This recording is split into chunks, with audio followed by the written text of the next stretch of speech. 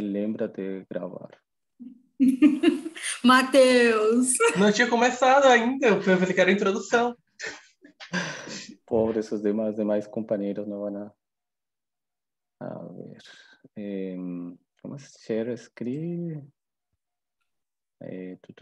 Meu Deus, que quantidade de... Aqui está. Bom. Share. Vocês estão enxergando a janela? Sim, para mim já apareceu. Ótimo. Bom, é assim. É uma atividade para 4 semanas. É chamada O Papel da Biota e das Coberturas Vegetais no Complexo Sistema Climático Terrestre. Né? Uma oficina prática. Aqui estão as datas limites. A primeira parte, que é agora que vou mostrar a vocês. Um segundo, aqui. Vou colocar a vocês.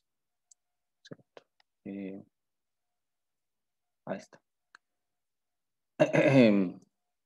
Na primeira parte, 2 de maio. Parte 2, 9 de maio. Parte 3, 23 de maio. Tá? As entregas. Quer dizer que a primeira, esta vai ser uma semana, esta vai ser a segunda semana, esta vai ser a quarta semana, daqui em diante. Tá?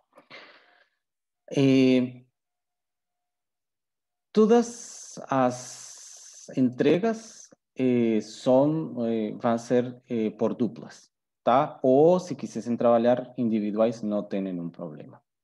No momento de entregar o trabalho, os resultados, vocês vão ter que subir uma dupla, a dupla A e B, vai cada um subir no seu AVA o relatório, tá? Para eu poder avaliar. Senão, não vou poder conseguir, porque ela vai aparecer como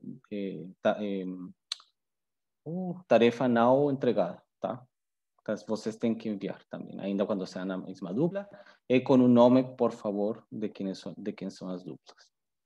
Bom, no contexto geral, aqui vou ler, eu vou entregar aqui isto para vocês, que é como aqui a final, geral. Aqui vou mostrar a vocês que tem um arquivo Excel. Tem um Word que é este e um arquivo Excel. Vou mostrar agora o arquivo Excel para que vocês vão vendo. Bom, este arquivo, aí estão enxergando o Excel, não? Bom, como eu falei na primeira parte da disciplina, como a disciplina é uma disciplina prática, não? E agora com a pandemia somente conseguimos fazer esse tipo de oficinas. Eu desenhei para que vocês consigam mais ou menos no uso de seu tempo, de as possibilidades suas aqui.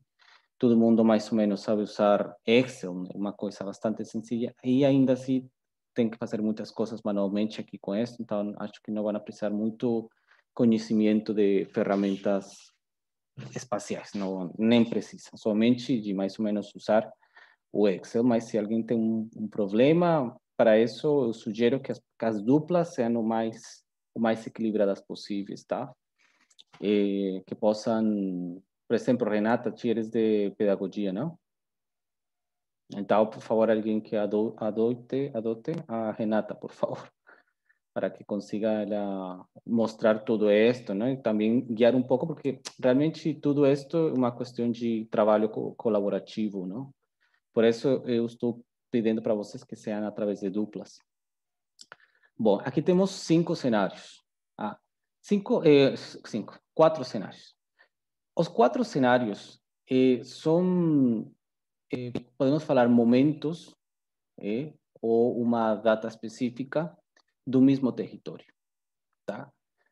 Um cenário, normalmente, em mudanças climáticas, é usado para simular o comportamento que um ponto específico no momento vai ter esse território. Por exemplo, uma simulação de fogo, de pegar fogo. Como a floresta vai pegar fogo, vai criar um incêndio, como ela vai desaparecer, tá? O que acontece, por exemplo, se essa floresta não chove, tá? Então vamos a criar algumas variáveis para a ingressar algumas variáveis para criar esse tipo de cenários com base em um momento específico desse território que nós queremos estudar. Então, mais ou menos acá temos quatro cenários: o cenário A, o cenário B, o cenário C e vou aqui a minimizar um pouco o cenário D. Tá? Este agora não vai na... Esses outros de aí não. Isso é para o trabalho, para a monografia final. Estes quatro cenários, tá? São praticamente o resultado das análises de coberturas, tá? Vegetais, ou coberturas em geral. Temos, por exemplo, a floresta nativa, neste verde forte, tá? Que temos aqui, por exemplo, o cenário A, em comparação com o cenário, com as mudanças do cenário, até cenário B, C ou D, por exemplo, no tempo. Aí está falando que o cenário A tinha mais floresta da que tem, finalmente, o cenário D, por exemplo, tá? Também temos silvicultura, que são o uso de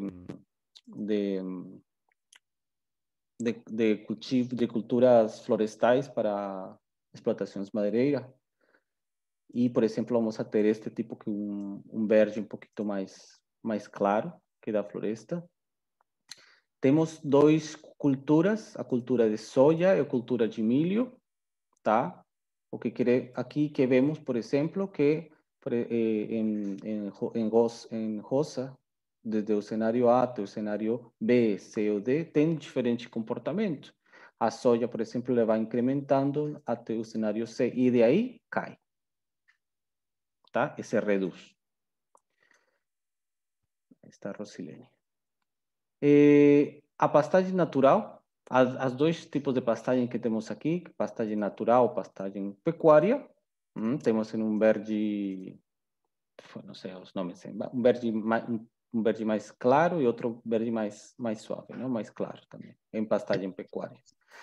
Este, por exemplo, mostra que cenário A tem esse tipo de distribuição até o cenário D, o que quer dizer que a pastagem natural vai se reduzindo também, né, no tempo. E a pastagem pecuária, que tem esse tipo de distribuição, ela vai aumentando. Tá, mais ou menos assim falando, podemos dizer que as coberturas naturais vão se reduzindo e as coberturas antropogênicas ou modificadas pelo ser humano ou introduzidas pelo ser humano vão se aumentando, tá? Há alguma pergunta aí do que significa cada coisa? Bom. Tudo ok. Tá bom. Então, esse é o arquivo Excel que eu estou falando, que estou aqui deixando para vocês. Agora, de volta para o... Ok. Bom. Aí estão enxergando o Word? Não. Aí? É o Excel para mim ainda. Aí? Agora sim. Isso. Agora sim. Bom, então aqui, voltando aqui no contexto geral, falamos de o arquivo Excel tem 4 possíveis cenários, que eu vou consertar com vocês junto, de mudança da cobertura do solo da superfície de uma mesma bacia hidrográfica dedicada à produção agropecuária para os anos 1980, no cenário A, 1990, no cenário B, 2000, no cenário C, e 2010, no cenário D, respectivamente. Tá? Isso que quer dizer que cada cenário é um momento temporal da mesma bacia hidrográfica. Vá 10 anos, 10 anos, 10 anos, até 10 anos. Bom, as coberturas majoritárias são a floresta nativa, silvicultura, culturas de milho e soja, pastagem pecuária e pastagem natural. E por isso que elas estão aí. Não estou colocando urbana, não estou colocando zonas úmidas, exclusivamente as coberturas majoritárias. Cada cenário, o total de cada cenário tem uma extensão total de 20 por 20 hectares, tá? Isso aqui quer dizer que cada célula tem 1 hectare. Vou mostrar acá, tem área de 1 hectare. Aqui, nos cenários. Então, isto é 20 por 20, tá? Tem 20 por este lado e 20 por este outro, tá? 20 hectares por 20 hectares. E cada uma destas células é 1 hectare, tá? 100 por 100 metros quadrados. Isso que quer dizer que o pixel da imagem tem um valor de 1 hectare, não? Um pixel é uma célula, um quadradinho desses. Até aí, vamos ver? Perguntas? Bom. Cada célula representa a cobertura vegetal que ela tem para esse mesmo ano, ou para o ano em particular. Então, por exemplo, essa quadrícula tem para o ano 1980 está floresta. E ela é floresta no ano 80, floresta no ano 90, depois pastagem no 2000 e depois soja no 2010. Ela pode mudar, tá bom? Com o passo do tempo nos cenários, as células podem manter a cobertura vegetal inicial ou trocar, se referindo a uma mudança dela no outro, tá? Assim que ela pode mudar. O cenário inicial é aquele marcado como A, sendo o último o D. Isso quer dizer que elas incluem mudanças contínuas afetando as contribuições biogeoquímicas para o sistema terrestre. Tá? Então, lembremos que com os diferentes tipos de mudanças nas coberturas vegetais, também temos diferentes dinâmicas que têm sido mudadas nos biogeoquímicos.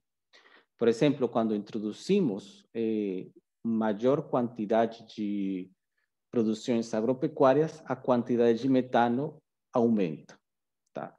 Se, nesse caso, reduzimos também a floresta nativa ou a silvicultura, também vai se reduzir a absorção ou sequestro de dióxido de carbono. Tá? Então, nesse sentido, por isso é importante a aula anterior, porque ela mostra como são esse tipo de dinâmicas e processos que são influídos da biota com os biogeoquímicos. Biogeoquímicos, como essa palavra fala, bio, de biota, geo quer dizer que tem algum tipo de resultado na Terra, e químicos quer dizer que são químicos produzidos na Terra desse tipo de dinâmicas que tem com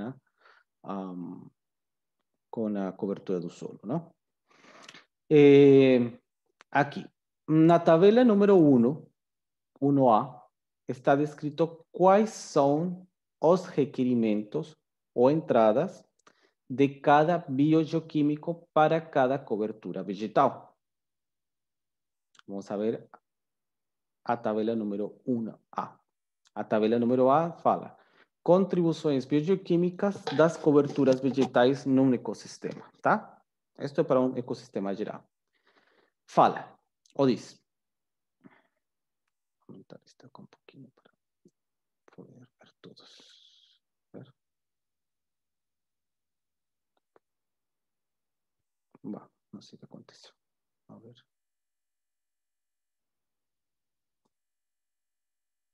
Assim. Aí está. Bom, aí vemos a tabela completa, não? Então, temos na primeira coluna cobertura vegetal e a segunda e terceira coluna que estão subdivididas fala de requerimentos ou entradas por hectare ano e na terceira grande coluna é produção ou saída por hectare por ano. O que quer dizer? Que cada uma dessas coberturas tem uma entrada ou uma absorção ou um requerimento de um bioquímico, mas nesse mesmo ano ela produz outra quantidade. Tá, por exemplo, lembremos, na respiração da planta, ela absorve dióxido de carbono e produz oxígeno e pelas noites produz mais dióxido de carbono. Tá? Então, o que ela está fazendo é ingressar e liberar. Tá? Neste caso, cada uma dessas coberturas, queria falar que cada hectare por ano ela está consumindo e liberando. O que quer dizer isso? Que isto é um valor para uma célula. Se temos, por exemplo, 10 células, então temos que multiplicar esse valor por 10. Então, por exemplo, no caso, aqui temos 4 biogeoquímicos. O primeiro, água em decímetros cúbicos de precipitação. Quer dizer que chuva que ingressa. Outro, dióxido de carbono, toneladas de dióxido de carbono que ela está absorvendo. Outra, gramas de nitrógeno. E por último, gramas de fósforo. Então, pensemos assim mais ou menos em um cultivo, um cultivo de milho, que ele absorve água, dióxido de carbono, nitrógeno e fósforo. Tá? Isso para ela crescer. E aqui estão os valores que se consome. Por exemplo, a floresta nativa, ela consome água, 50 decímetros cúbicos de água por hectare, no total do ano. Qual destas consome mais? A silvicultura, por exemplo. Tá? O porquê a silvicultura consome mais água do que a floresta nativa? Porque a silvicultura é uma cultura de floresta, tá? De árvores. Então, ela é introduzida para crescer. Tá? Então, por isso, a causa disso, ela tem uma maior quantidade de água sendo absorvida no total do ano. Qual consome pouca água por hectare? A pastagem natural, tá? Porque esses requerimentos são muito menores. Mais ou menos vocês veem aqui o tamanho das plantas também, não? Por exemplo, a cultura de milho e soja tem uns requerimentos de 20 e a pastagem pecuária de 30, por exemplo. O que acontece com dióxido de carbono? Mateus, fala aí. O que acontece então com o dióxido de carbono? De toneladas por hectare ano. A gente pode observar que o dióxido de carbono ele é mais absorvido pela floresta nativa e pela silvicultura. Professor, a silvicultura, ela é aquela floresta de recuperação, que a gente chama, que ela foi Não, desmatada? é uma floresta que depois vai ser coletada, tá? Eu uso solamente para colocar árvores para crescimento, para madeira, para explotação madeireira, pode ser para móveis, para muitas coisas, construção, etc. Ah, entendi. Então a gente pode continuar observando que as culturas que menos absorvem o carbono são a do milho e da soja, né? Exatamente. Então, já mostrando a importância da floresta nativa e da pastagem natural da silvicultura. Ótimo, ótimo. Renata, fala aí para nitrógeno.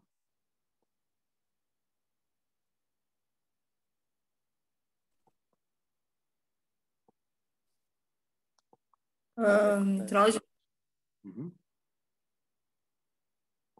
a cultura do milho e da soja são os que mais absorvem nitrógeno, é isso? Exatamente. Então E quais menos? menos é a floresta nativa e a Exato. pastagem natural. A pastagem Por quê? natural. Por que será? Porque normalmente tem alguns tipos de crescimento em estados fenológicos, o mesmo crescimento da planta, para crescer muito mais rápida, muito mais robusta. Normalmente na agricultura se usa nitrógeno, fósforo, tá? Para alimentar como nutrientes prontos para a planta, que não são necessários no ambiente natural, porque elas não estão produzindo frutos grandes ou suculentos como nós gostamos, tá? Então, nesse caso, o nitrógeno e mais os requerimentos de nitrógeno são maiores na cultura de milho, tá? Por hectare. Vemos assim por hectare. Mas, por exemplo, se falássemos no caso espacial, 10 hectares de floresta faz o mesmo de cultura de milho, tá? Os mesmos requerimentos. Então, se, por exemplo, somente temos 1 hectare de milho e 100 hectares de floresta nativa, o que quer dizer que a floresta nativa está absorvendo maior quantidade total, né, de nitrógeno. Muito bem, isso. Rosilene. Cadê? Ah, não, Márcia, desculpa. Fósforo. Podes me falar um pouco do fósforo?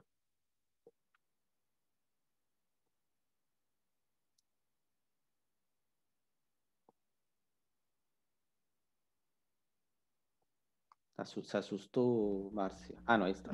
Professor, tá me ouvindo agora? Está ouvindo. O fósforo, ele é mais consumido na produção de soja e de milho também, e na agropecuária, na pastagem da agropecuária. Na pastagem Fósforo. Ótimo, muito também, bom. são esses 3 aí. Tá bom. Então, assim, um panorama assim, geral, grande, falamos que muitas das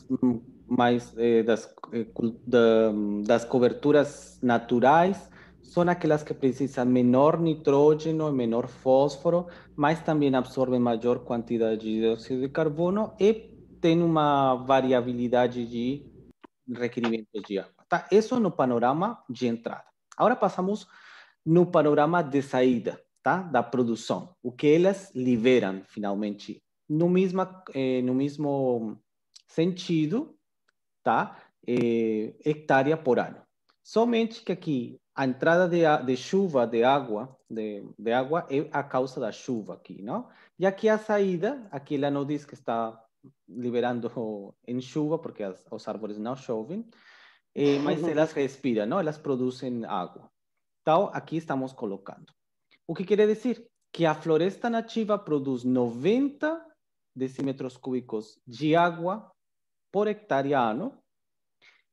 E, por exemplo, silvicultura 70, cultura de milho 5, soja, pastagem, etc. Então, o que quer dizer? Que aquelas coberturas que mais produzem água são a floresta nativa e a silvicultura. Tá? E aquelas que menos são cultura de milho, soja e pastagem pecuária. Aí, Rosilene, podes me falar um pouco sobre o oxigênio? Oi, Rosilene. Oi. O oxigênio que libera mais a saída, né? Libera, então, a floresta nativa e a silvicultura. E o menos, aí todos, cultura de milho, soja e a pastagem saem 2, menor. Menor. Então, o que estamos... O que libera menos... Isso. Então, o que estamos falando aí, precisamente, a importância desse tipo de coberturas, tanto porque elas absorvem maior quantidade de dióxido de carbono e também estão liberando uma grande quantidade de oxigênio.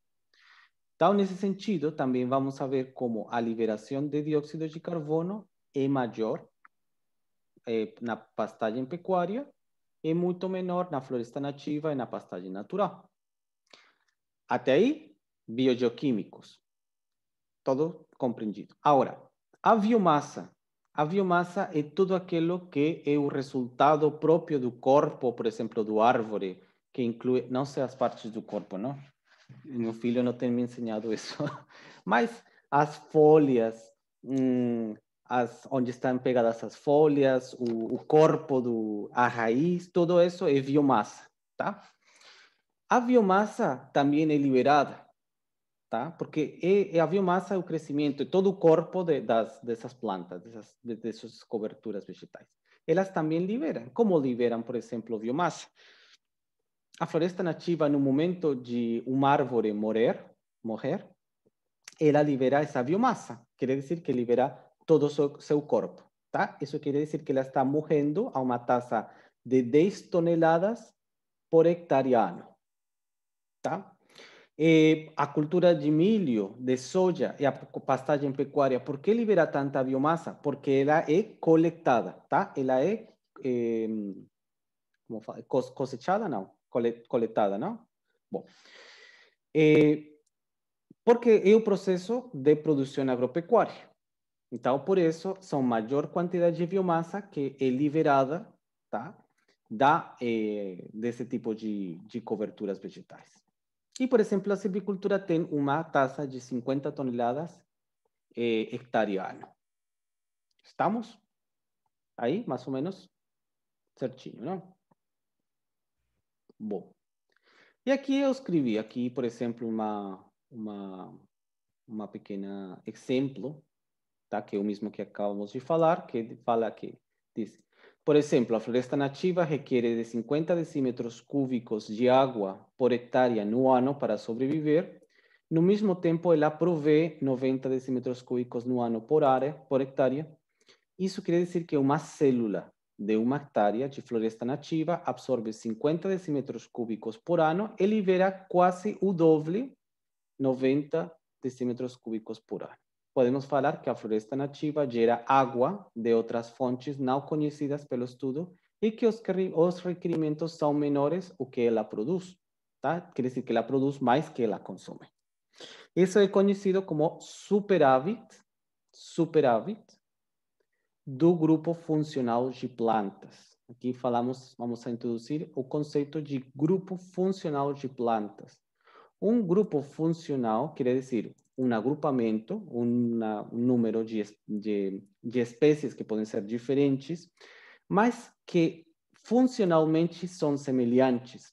Quer dizer, vamos a ver mais adiante, a ver. Sim, vou explicar isso mais adiante, não vou me adiantar. Mas somente que são um grupo de plantas funcionais. Tá? Elas têm o mesmo tipo de função semelhante. Função sobre quê? Sobre, por exemplo, a capacidade de absorver água, a capacidade de fixar nitrógeno, a capacidade de fixar fósforo, a capacidade que ela tem para produzir água, tá? Que elas têm. Então, plantas podem ser árvores, mas outro tipo de plantas, que não sei os nomes, mas helechos, muitas assim, tipos, elas produzem muita quantidade de água, então elas são consideradas grupo funcional de plantas, tá?